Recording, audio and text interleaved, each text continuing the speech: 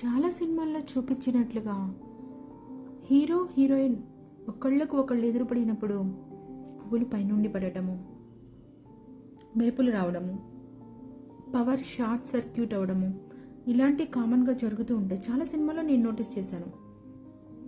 అది రియల్ లైఫ్లో కూడా జరుగుతుందా? మనం కూడా దాన్ని ఫీల్ అవ్వగలమా?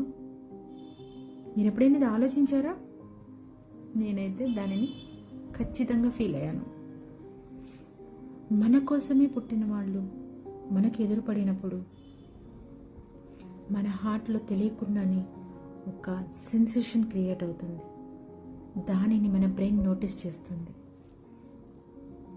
వీడు మన కోసమే పుట్టాడు అని.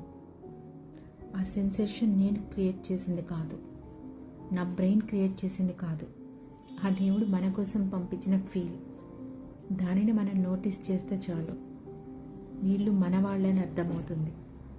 ఆ ఫీల్ని నేను నోటీస్ చేశాను. నాకు కావలసిన వాడు, నా కోసం పుట్టినవాడు నాకు ఎదురైనప్పుడు ఆ ఫీల్ నాకు తెలిసింది.